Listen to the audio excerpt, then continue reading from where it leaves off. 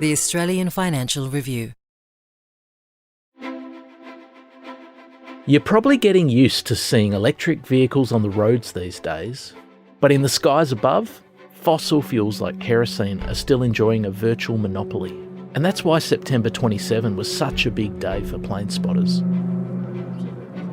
I had the privilege of witnessing it in person, and just the atmosphere on the ground was, for want of a better term, electric.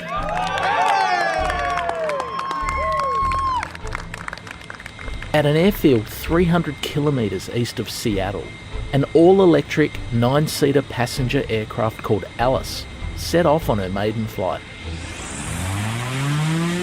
Alice was only in the air for about 8 minutes, but that was long enough to set a new benchmark for an all-electric plane of her size. We had the first flight. It went off without a hitch, absolutely flawlessly, just a sight to behold. So it's definitely a significant milestone in the electrification of aviation. That voice you just heard is David Sercombe, and as you might be able to tell from his accent, he didn't grow up in the US. He's originally from Queensland, and so is the propulsion system that took Alice into the skies. Plans are already afoot to bring that technology back home and install it in some Australian aircrafts. So is the era of electric aviation now upon us? Well, maybe. Having the seatbelt done up low and tight is absolutely essential during takeoff, landing, and whenever the seatbelt... Fasten your seatbelt and return your seat to the upright position, because Tech Zero's look at sustainable aviation is about to take off. Everyone knows we need to do something about climate change, but what's not clear is how do we fix it? Low emissions technologies... There is net zero modelling. Change is coming, whether you like it or not. Change isn't just coming, it's already underway. We're living through a massive industrial revolution where just about everything we do is going to have to change in less than 3 decades. Empires are going to crumble and fortunes are going to be made. I'm Peter Kerr from the Carbon Challenge team at the Australian Financial Review, and this is Tech Zero. It's a podcast about the big green ideas that could get us to net zero and the inspiring people who are putting their heart and soul into making them work. In the cult Australian film The Castle, the Kerrigan family love living next door to an airport runway. Is that the runway there? Yeah. Sometimes you think they're going to land right on top of you. It was a bit like that for David Sercombe when he was growing up in Queensland. I grew up next to an airport. You had that constant kind of background of, propeller planes taking off and landing at the airport near where we live. If you study the map around Toowoomba City Aerodrome for long enough, you'll notice a trend. There's Earhart Street, named after Amelia. There's Kingsford Smith Drive, named after Sir Charles. There's Ansett Street, named after Bob. And there's even Truscott Street, after Keith, the wartime fighter pilot. The street names around where I grew up, was people like the Wright Street after the Wright brothers, or Hawker Avenue after Harry Hawker. You see there's like this synergy of, Australian pioneers in aviation, having a global impact. And I think to a certain extent, that is the story that we're telling. Sitting next to these names of, aviation pioneers and even Australian aviation pioneers, and then finding myself, pinching myself, finding myself kind of, as you say, as the epicenter of this revolution in aerospace propulsion that's going on at the moment. David's company MagniX is based in the aviation mecca of Seattle. That's the hometown of Boeing. But MagniX's origins lie on the Gold Coast. That's where a Croatian-born migrant named Tony Guina set up a company in 2005. Staff numbers were still in the single digits when David joined that same year. And back in those days, electric aircraft like Alice weren't really on the radar. A lot of the early days was more focused on sort of a bit more on the fundamental research side. We were really looking to see, what could be done to advance like power density in electric machines. And what everybody's trying to do is make a motor that's slightly more efficient, slightly more power dense in the same package. I think there was always that sense that the best, this the application for this material was always in transport of some description, right? Now, whether that was sort of aerospaces or automotive or, marine, that was sort of some of the early questions we had to answer. MagniX ultimately used superconducting technology and permanent magnets to come up with a lightweight motor which punched above its weight in terms of power. They also had a unique engine cooling system which was based on a liquid inside a closed loop. But David reckons a breakthrough in motor technology was just the start. The first thing is you need to have a really power-dense motor solution, right? The second point is it needs to be able to integrate with the aircraft systems, right? The propeller, speed governor, etc. And then the final part of that is, battery energy density, getting to a point where we can start to do interesting things, start to do real missions. The confluence of those three things is really the unlocking for the start of all electric aviation. And so, we find ourselves at this very interesting time, being able to play a part of that in providing the propulsion solution. MagniX shifted to Seattle's northern suburbs in 2018.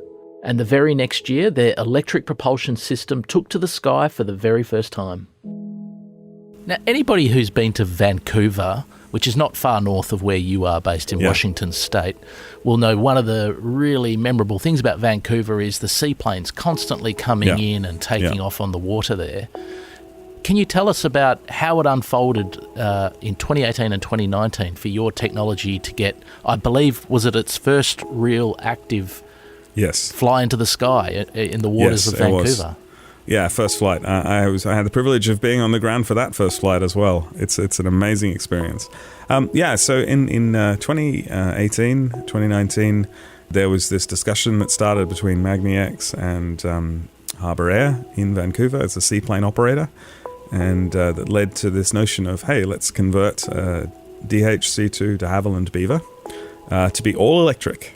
I think it was December 11th, 2019, standing on the dock at Richmond, watching this really sleek de Havilland Beaver that they'd recowled the nose, and just seeing it, shoot across the water and take off and go off into the sky. And then there's just that moment where you're sitting here going, well, I can't see it anymore. And you wait, and then it turns around and comes back and just, picture perfect landing and then taxiing back to the dock. It's just an unfathomable experience, right? To see something that you've dreamt of, you've worked on for such a long time, made real, and then, take off into the sky and come back safely landing. The Vancouver seaplane was a retrofit, which means MagniX's brand new technology was put into an old plane that had previously run on aviation fuel, or kerosene. This year's flight by Alice was different because it was an aircraft designed to be electric from the ground up. While Alice is obviously the more amazing piece of technology, the retrofitting of old planes is more likely to generate revenue for MagniX sooner.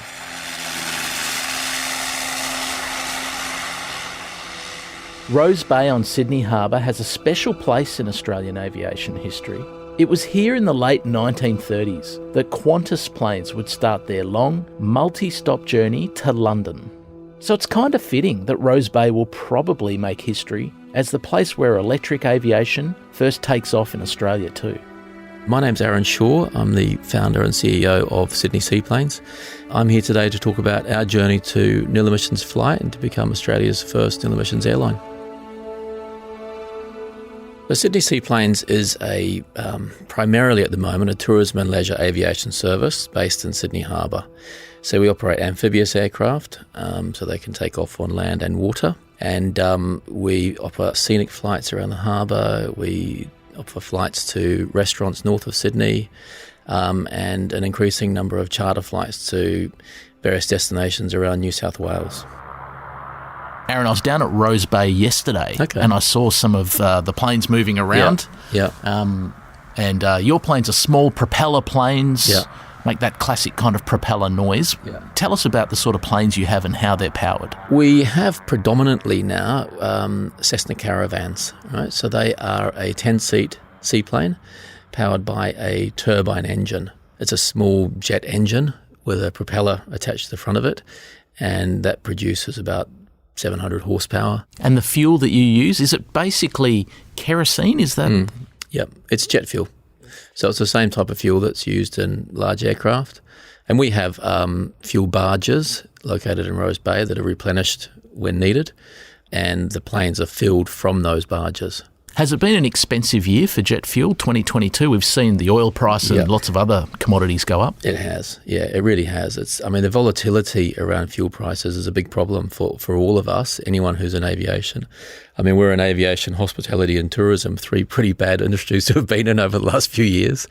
But definitely the volatility and significant increases in fuel prices is hurting us now.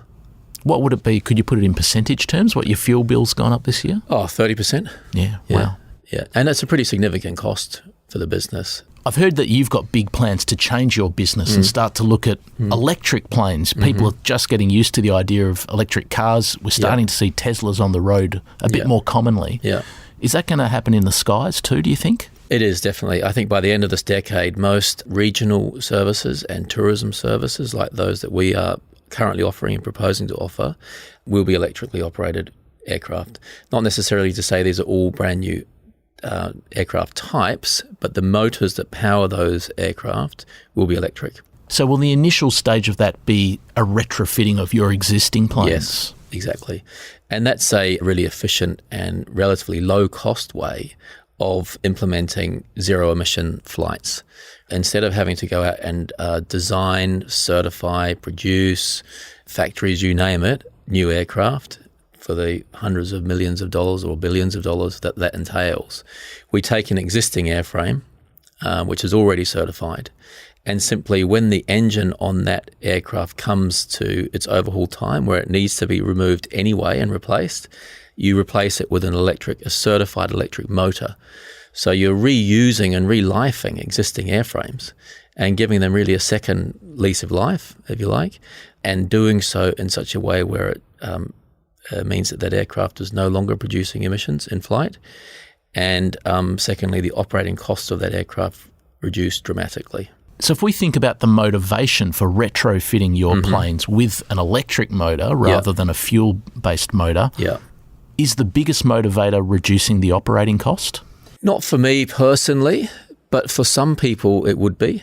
And I think that's the great thing about this concept and also the reason why I believe it will take off, excuse the pun, internationally and in a big way, is because whether you fundamentally want to remove emissions from your business or you want to reduce the cost of operating your aircraft, and we refer back to the fuel costs that we're dealing with, whatever the motivation may be for a business or people that work within it, it achieves both.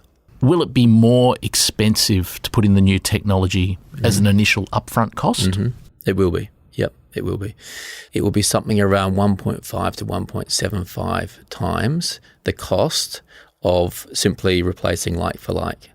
But once you've done it, the overhaul time of an electric motor is 3 times longer than a turbine motor. The motors that power our aircraft are Pratt & Whitney PT6 engines.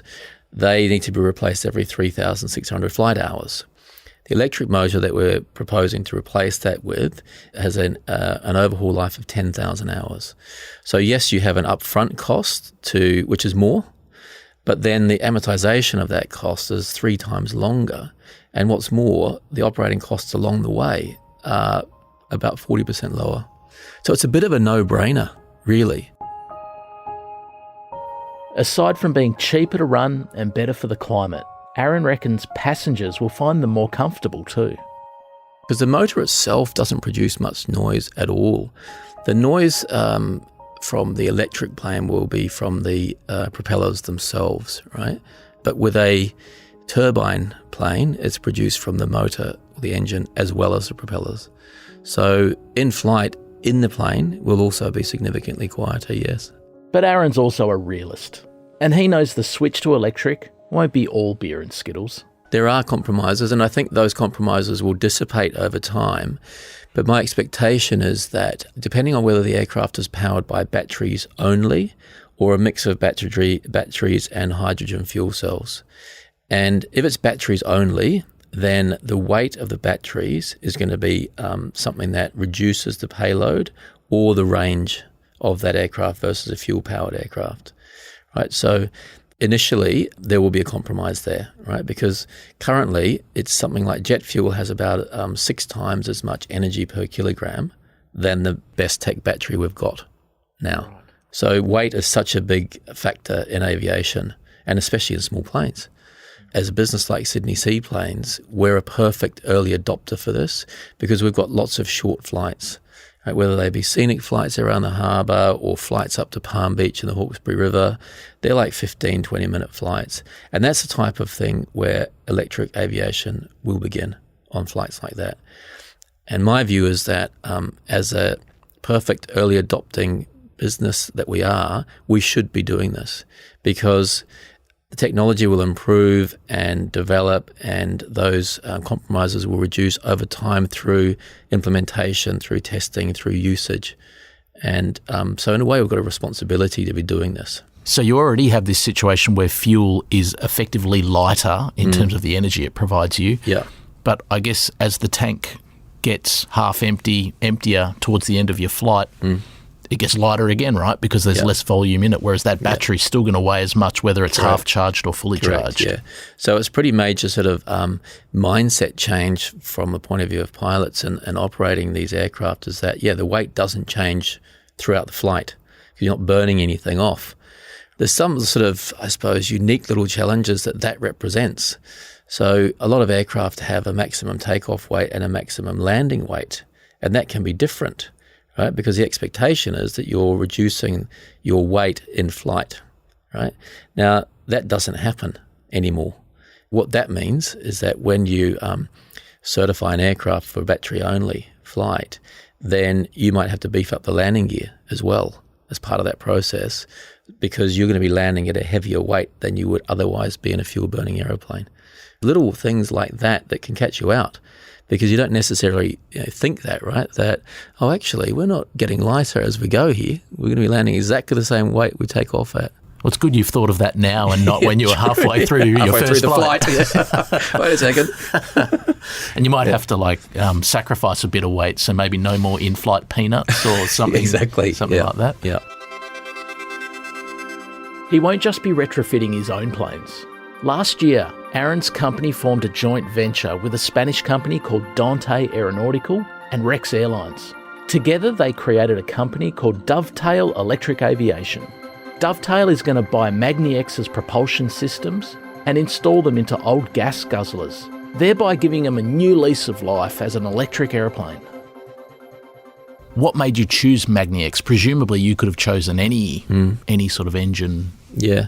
magniX are, to our understanding, the most advanced electric aviation motor manufacturer, producer in the world at the moment and closest to certification. So, they were founded in the Gold Coast, which is a nice tie-in to our story. They moved to Seattle just before COVID. They still have a lot of Australians working that moved over with that change and are working with magniX now. So they always have an affinity for back home. All of those things combined is the reason that we chose magniX. But really, the biggest reason is that they're the closest to certification. If Alice is going to be the Tesla of the sky, then the Cessna Caravan is more like the Holden Commodore of the clouds. They're really common. And Aaron reckons the Dovetail joint venture will find plenty of customers who are keen to get their light aircraft fitted with electric technology. A Cessna Caravan's a common plane in Australian skies? It is, yeah. So there's about 2,500 of those aircraft flying internationally, and I think around 250 in Australia, about 40 in New Zealand, and similar numbers through the South Pacific. So there's about, let's say, 350 or so in this part of the world. That's going to keep us busy for a long time, just in that fleet alone. They might be really common in the light aircraft sector, but if you're like me, your experience of aviation is more likely to be the really big planes, the 747s, the jumbo jets, the A380s. And not many people think those types of planes are going to be electrified anytime soon. Just the power output that electric motors can produce at the moment is such that they're more suited to smaller aircraft. So how are we going to decarbonise the big end of the aviation sector? Surely we can't just keep on paying for offsets forever. We'll tell you what the big airlines are thinking about after the break.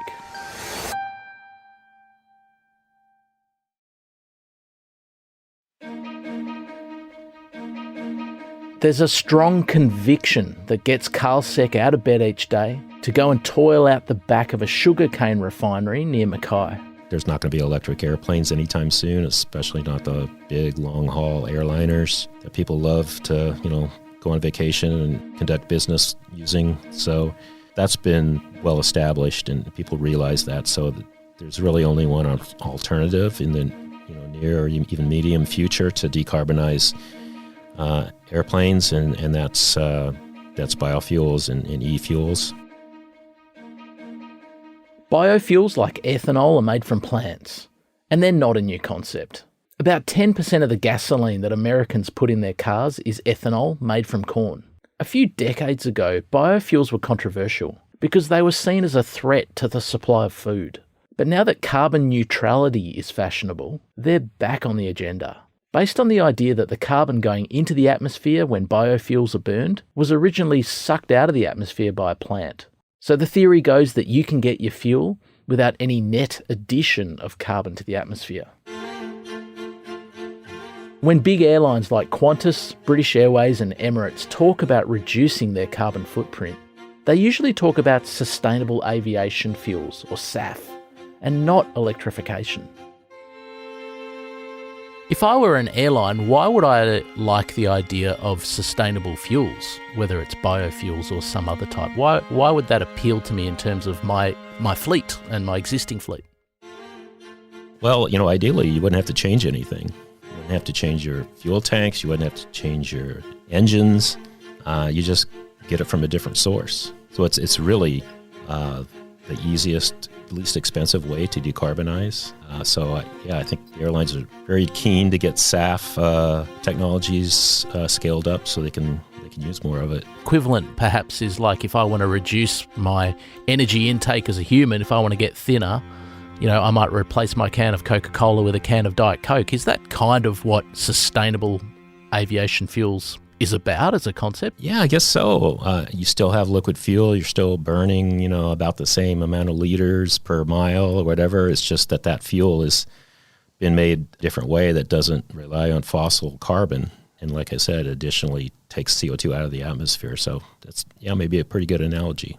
The sort of fats, oils and greases used in commercial kitchens are the low-hanging fruit for airlines wanting to buy sustainable aviation fuel. British Airways and Qantas have already signed up to buy some at Heathrow, and it gets blended into their normal jet fuel. Anything that's a kind of a vegetable oil or animal oil based, you can make this renewable diesel, and some part of that can be turned into SAF. So after it fries my potato chips, it goes into the tank of my 747. It could. It's happening today, most likely. But so why can't that sustain the industry? Is it simply a volume thing? Why do we need to start moving more into organic waste like the waste sugarcane that you're tapping into in Mackay? Yeah, it's because there's just not enough fats, oils, and greases around. They're never going to be able to find enough of that material. So I think that's why cellulosic-based technologies to make SAF are really important in the future. So Carl's company Mercurius have set up a small lab next to the Mackay sugar refinery. They've come here to trial a method of making biofuels out of the waste material that's spat out the back of the sugar refinery. It looks a bit like mulch, and it's called bagasse. There's two main methods that people use to turn this sort of waste plant material into biofuels like ethanol. There's a wet process which requires fermentation, and there's a hot process which involves gasification. Both of those processes release carbon dioxide into the atmosphere. But Carl's work at Mackay is trialling something new. We kind of have a third way, and we call it liquid phase catalytic. And it's liquid phase, so there's some advantages for smaller equipment, lower capex from being liquid phase versus thermochemical, which a lot of vapor is generated when you gasify or pyrolyze the biomass. And then we're catalytic, so we're not fermentation-based, and so it's a lot faster. That also decreases equipment size and makes us more capital efficient. So if the world already has two ways of turning organic material, like the waste from a sugar mill, into biofuels, why do we need a third way? Why will the world be better off if your process proves itself and becomes mainstream? Because it's a lot better. It's lower cost, and it can be carbon negative, deeply carbon negative, a lot easier than the other technologies. So that's the main benefit is cost and ability to remove carbon dioxide from the atmosphere. Out the back end of Carl's process comes an intermediate crude oil. It's early days for Carl, and he's not yet ready to be selling this stuff. Like the cooking oils at Heathrow, it would need to be blended with jet fuel before a plane could fly on it. But it is probably good enough for a diesel truck to run on, without any blending. And Carl reckons it will cost about 44% less than the two traditional methods for turning plant matter into biofuel, if it's done at a large scale. There's lots of different plants that could suit Carl's liquid phase catalytic process, but there's a reason why he chose sugarcane waste. And it has more to do with industry structure than organic chemistry. I mean, there's a lot of other feedstocks that are perfectly acceptable feedstocks just from a conversion science of conversion technology. But the one really good thing about bagasse is it's already aggregated. As you can imagine, if you were going out and, say, gathering up yard waste as a feedstock, there's a lot of gathering costs, right? And the same thing could be said for a corn stover. We have a lot of that in the U.S. Most of it gets left on the field. That's what's left over after you harvest the corn kernel. Everything else is dumped on the field. And that's a pretty good feedstock as well, but it's just more expensive to gather it up. You have to make sure you don't burn, a lot of fuel doing that, because then you sort of defeated your purpose, to make a low carbon fuel. So that's the way I would explain it. So bagasse is a really good feedstock because it's already aggregated. Have you been wondering about Carl's accent? You can probably guess that he didn't grow up in Mackay. He's from Washington State in the US, which is kind of ironic, right? Remember earlier in this episode we were talking to David Sercombe, the Queensland kid who moved to Washington State to try and decarbonise aviation with an electric propulsion system. And yet here we have Carl, a guy from Washington State, who moved to Queensland to try and decarbonise aviation with biofuels. David had a pretty amusing theory on this when we explained the coincidence to him. Yeah, great. I mean, that must be the rules, right? It's like one in, one out. You're a company from Washington State in the US, and you want to make biofuels. Presumably there's lots of places in North America you could have gone to done it. There's lots of other places in the world, frankly, where you could have gone to do it. Why did you come to Queensland? We did have a project to build a pilot plant in North America, and we had a DOE grant to help us accomplish that. Unfortunately, we had funding issues. We had other issues that we didn't accomplish our full goal. We still, did accomplish quite a bit with that DOE grant, but we weren't able to build a pilot plant. And so we started looking around for other opportunities. We already knew some of the folks in Queensland. We'd done some research at CSIRO in Melbourne, Clayton.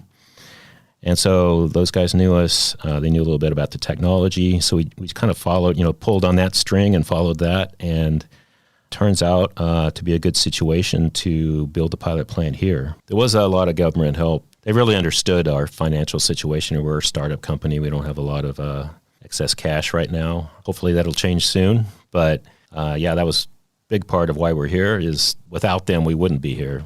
Let's say it that way. But keeping Carl here might be a bigger challenge. Joe Biden's Inflation Reduction Act has increased the incentives for sustainable aviation fuels by up to 75%. American producers of biofuels can now claim that on top of the state-based incentives they can get in places like California. If I was making jet fuel in Queensland, I'd send every drop of it to California, diesel or whatever fuel, because of their very generous credits. That's what companies do now. From Singapore and other places, send everything to California and take advantage of the credits.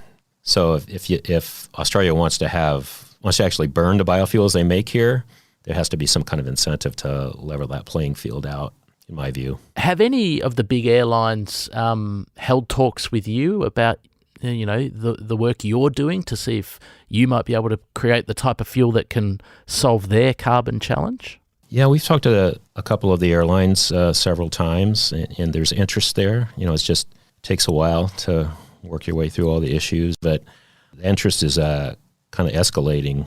A lot of policy that recently passed in the U.S. that is trying to incentivize SAF production and increase the the feedstocks for SAF production and make the technologies better. And if the world is net zero by 2050, what's your vision for Mercurius in 2050? I'd love to be the Exxon of biofuels, if you wanted to kind of do a comparison. Back in Washington state, David Sercombe is well aware of the conventional wisdom, which says that big jumbo jets will never go electric. But he's not yet willing to concede defeat. It all depends on the time frame that you look over, right, ultimately. I think, obviously the challenges with larger aircraft are different, right? The battery technology is not going to support an all-electric 737 anytime in the near future. I think that's a fairly safe statement to make. Obviously, I'm a bit of a technology optimist, right? I like to see the possibilities for the future. But I think on the, for the larger aircraft, we're going to be looking at more electrification. So in other words, it's not, a full battery electric plane, but, more and more electric elements are creeping onto it. Maybe some hybridization, maybe, fuel cells. You should get your marketing team to get in touch with the people who made Top Gun and say, if you're making a third film, let's make it somehow about, Tom Cruise grappling with electrification of the... Yeah, absolutely. It's all like a sleek, silent aircraft flying around the place. That's going to be great. That's going to be great. We'll definitely suggest it. Yeah, who would you like to play you in the film? That's a good question. I mean, that's never something I've been asked. Maybe George before. Clooney, Yeah, perfect. George Clooney would be perfect. That's the thing. So I asked David from MagniX this question earlier, and I'll ask it to you as well, Aaron. Do you think the aviation sector can get to net zero by 2050? I think it can be, yeah. But the biggest challenge will be those large intercontinental jets. That's where some major technology is going to have to be developed for those aircraft to be nil emissions in flight between now and then. But like I said, you've got to start somewhere, and I'm optimistic that it will happen. Whether it's by 2050, well, that would be probably near the earliest of that. But yeah, here's hoping.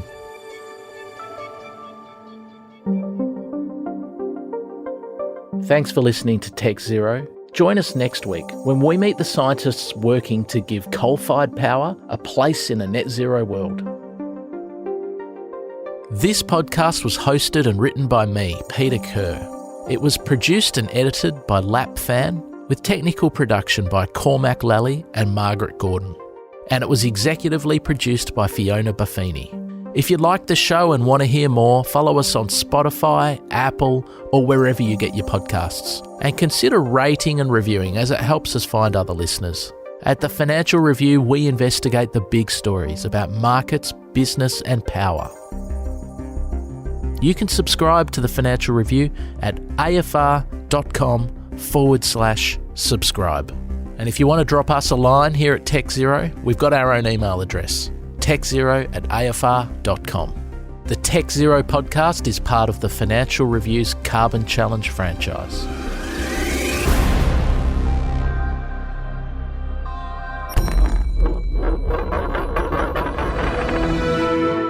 The Australian Financial Review.